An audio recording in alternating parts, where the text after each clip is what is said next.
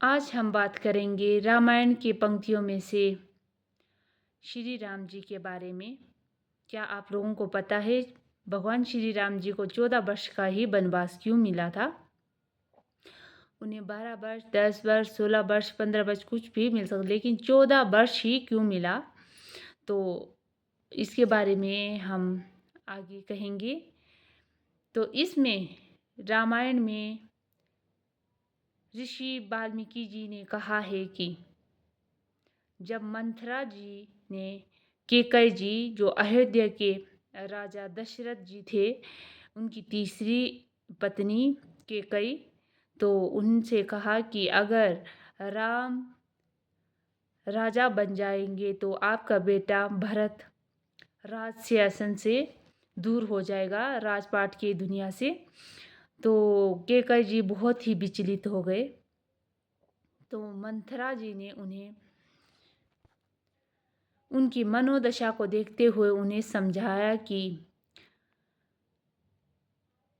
राजकीय नियम के अनुसार 14 वर्ष तक जो राज सिंहासन में बैठेंगे तो वो उनके अधिकारी हो जाते हैं।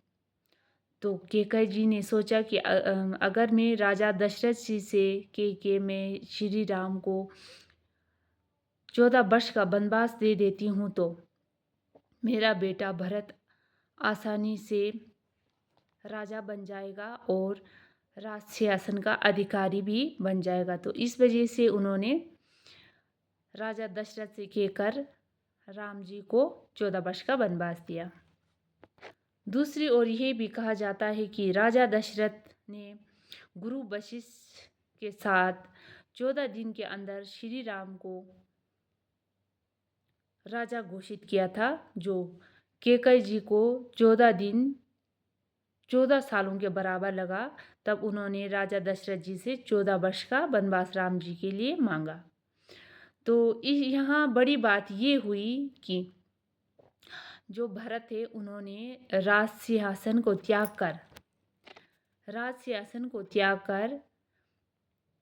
राम जी का 14 वर्ष तक उन्होंने भी तपस्या किया और उन्होंने ये प्रतिज्ञा किया कि अगर 14 वर्ष समाप्त होने के बाद श्री राम जी वापस नहीं आते हैं तो वो भी जलती चिता में कूद के खुद को भी जला देंगे।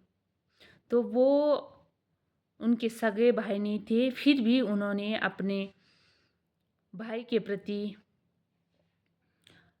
भाई का प्यार दर्शाया। आज के कलयुग में सगे भाइयाँ एक दूसरे के दुश्मन बनते जा रहे हैं, तो प्यार तो कहीं देखने को नहीं मिलता है। यहाँ तक कि माँ बाप को भी अलग कर देते हैं। भाई तो अलग हो ही जाते हैं, माँ बाप तक को अलग कर देते हैं। तो कलयुगी दुनिया में ये सब कुछ देखे जा रहे हैं। तो त्रेता युग में देखिए तो भरत और राम का मिसाल लो और आप लोग भी अपने भाई बंधु माँ बाप को प्यार के साथ रख सकते हैं। जैसे श्री राम जी थे, उन्होंने कभी किसी को